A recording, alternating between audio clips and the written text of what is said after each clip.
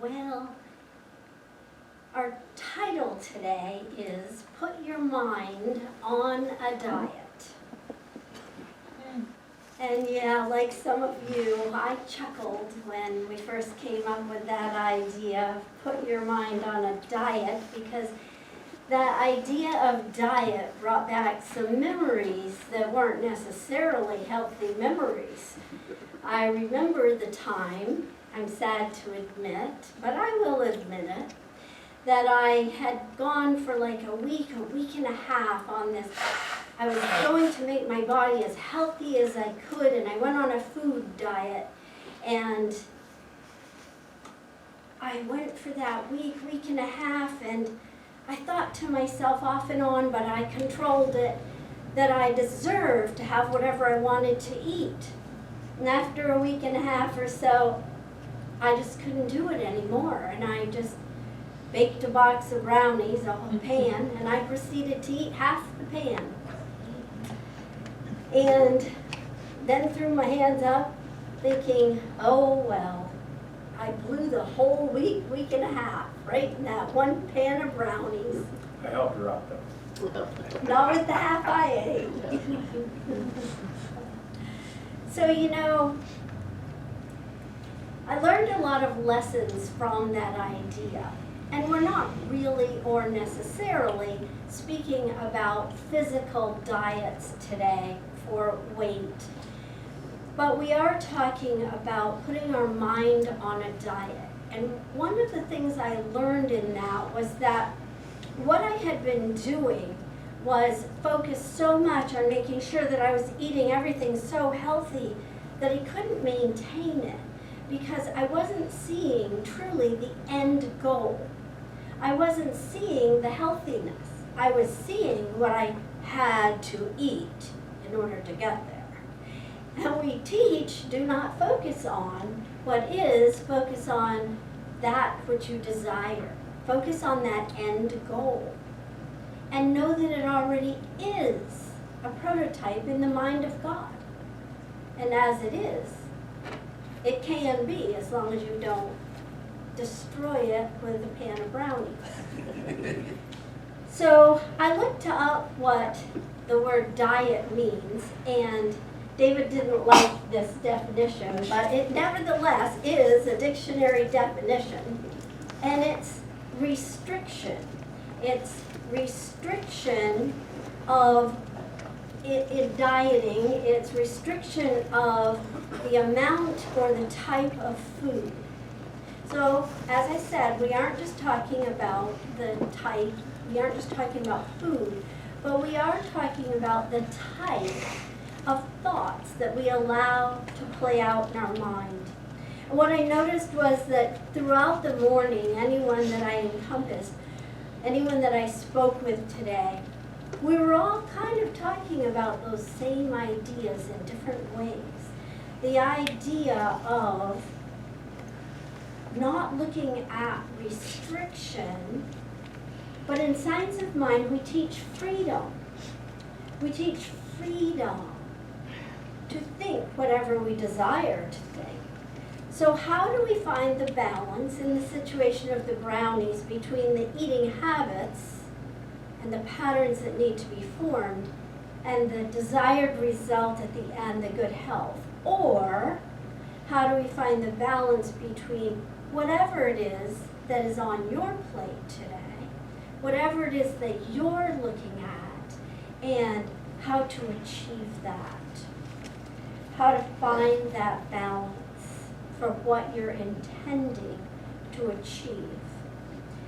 So the simple answer is that we use the power of the mind. But I imagine you can relate to the brownie scenario where there was something at least once at some time in your life where you were going to attain that, but you didn't. And maybe you're still working on it, or maybe you did. I'm sure that there are lots of things that you have. And so looking at those examples, how did you do that? The power of keeping the mind focused on that desire, that end result, and not allowing ourselves to think of all those other ideas, But you know, I came by that very naturally in my upbringing. If you're not a good girl, then you will not get dessert. Well, I had decided that I was a good girl and I deserved that dessert. But that wasn't serving the end purpose. And I think we do that a lot in life. So let's look at some of those. How frequently do you think about the toxic situations in your environment and the effects that they may have on your life, as well as what you can do to eliminate any of those adverse effects? I think of things like gossip, pessimism, disrespect, drama, and especially anxiety. Those ideas corrode our life. Maybe there are people or places or things that we need to eliminate because we don't want those ideas, those negatives, those fears to corrode our life any more than we want cholesterol to clog our arteries. They weaken our mindset and they disturb and disrupt our calm and our balance. Ernest Holmes wrote, "We are to believe in ourselves because we have first penetrated the invisible cause back of the real self.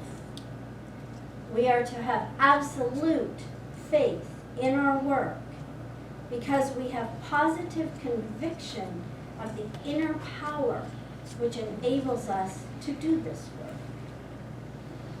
So having a mental diet of these thoughts that he shared furthers our progress toward feeling and enjoying success in our endeavors.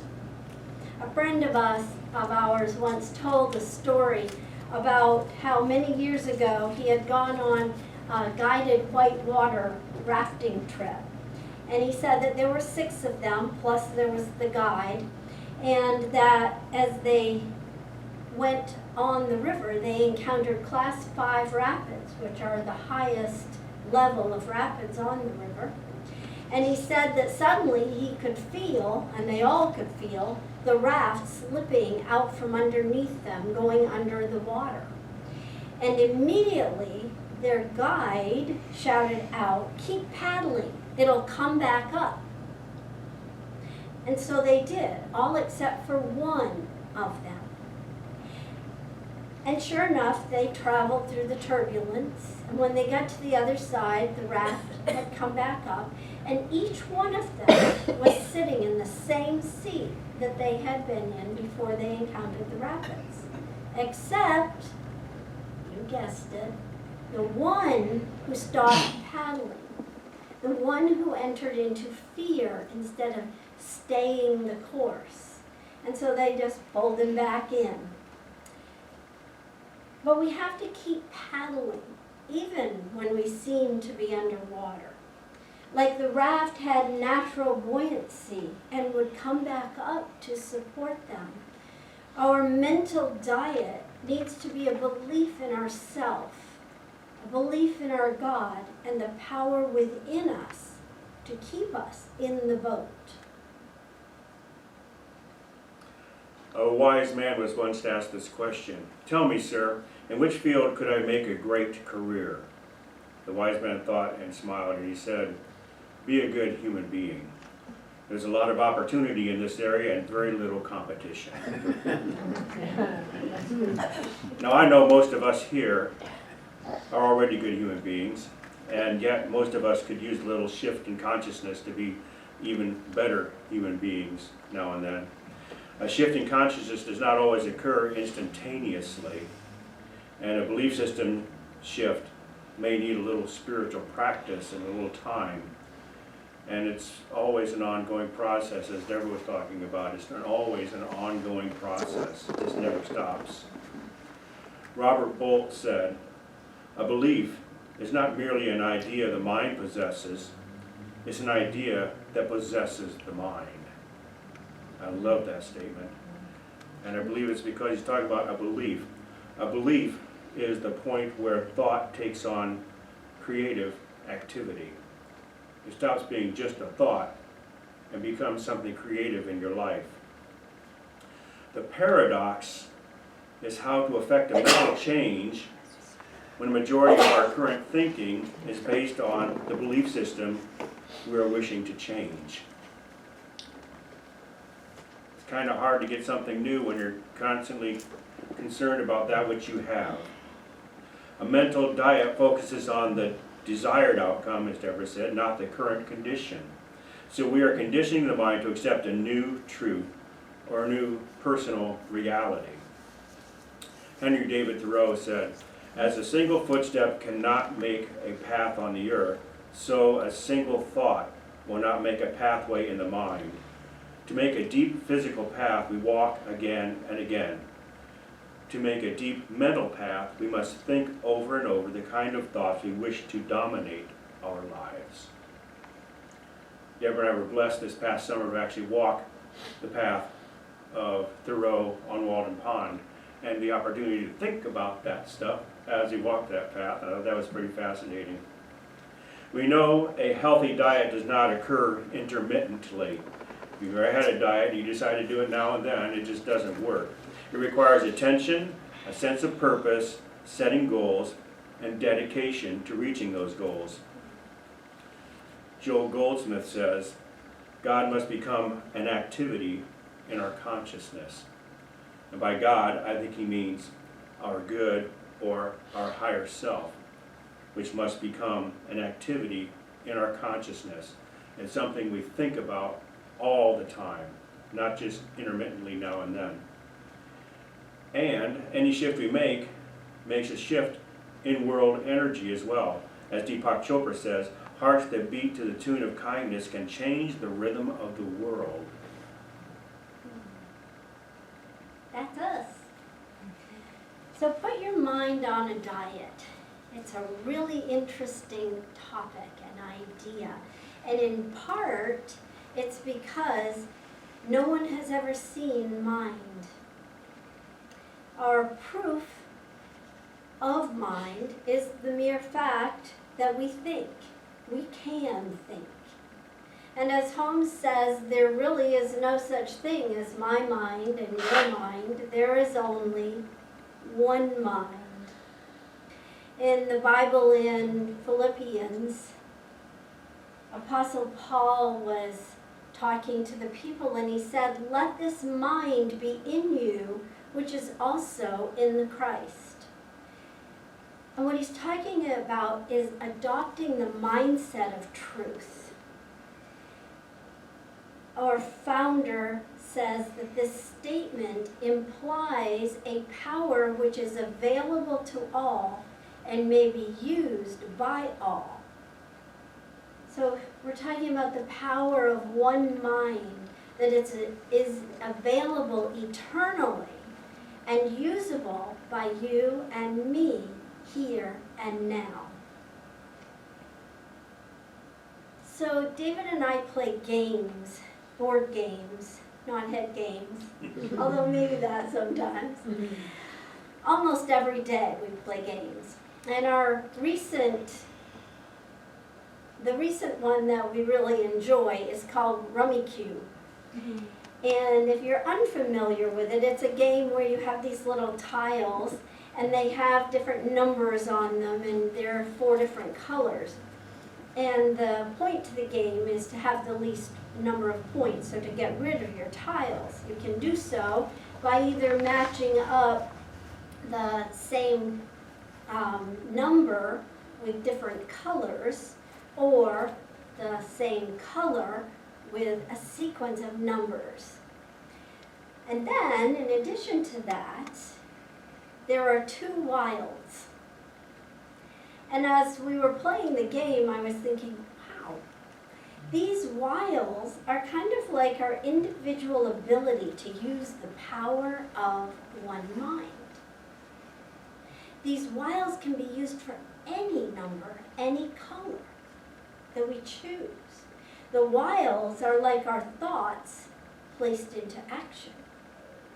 We choose, and the law must say yes, unless we choose to eat that pan of brownies. Then maybe we have to stop and think, Lost Joseph. Law maybe we, law still gonna say yes. oh yeah, the law says yes, it does. Not to the way that we thought we were attracting though. And it happens for all of us, just different stories.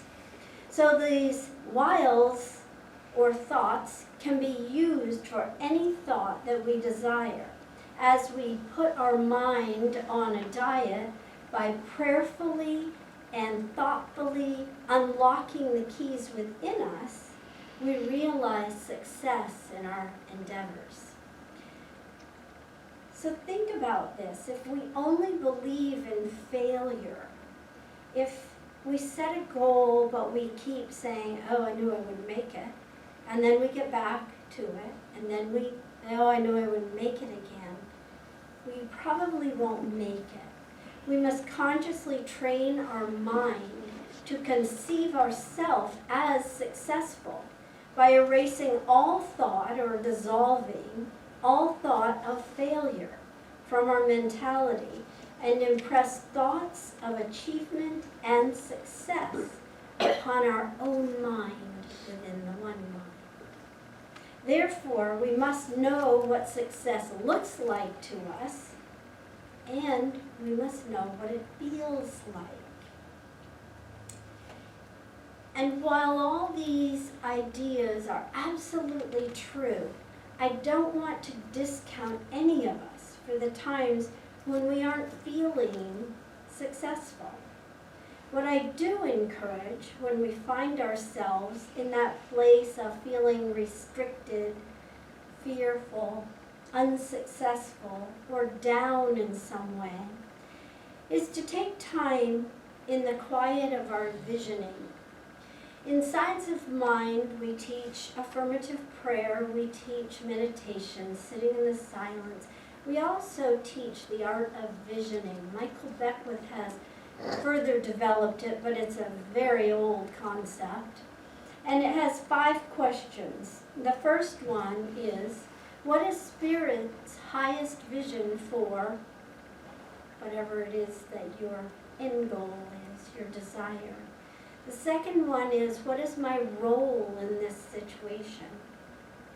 The third one, what must I release in order for this situation to manifest? The fourth one, what spiritual quality must I embrace in order to achieve this highest outcome? And then the fifth one is, what else? Just sit in the silence and allow for if there's anything else. So if we're working on something, I encourage us to sit with those questions. What is Spirit's highest idea for me? What is my role in it? What must I release? What must I embrace in order to achieve it? So by this point, you all pretty much understand that the diet we're talking about is not food and your physical diet. It's about it's also about what you watch, read, interact with, and spend time with. What do you allow into your mind? Your mind diet is critically influential in all aspects of personal life. Because physical effects are observable, quantifiable, and closely related to our physical health, many people keep a close eye on what they put into their bodies. But how frequently do we stop and think about the intellectual and emotional material we are exposed to on a daily basis? Do you keep a close eye on what enters your mind? Do you pay attention to what you hold in consciousness, what's in the back of the mind? Because mental influences are not physical, we tend to devalue or overlook them. Because they're not physical, we think they are fleeting or not really permanent, but they are accumulative. Thought has power and can affect or infect our mental health. Our thoughts are both conscious and unconscious, and both conscious and unconscious thought influence our mental and physical aspects of life. They affect our mindset, our inner state of being, and also our physical state of being. For example, there's no doubt that depression has a detrimental effect on our physical state, and that is clearly a mental condition influencing physical conditions.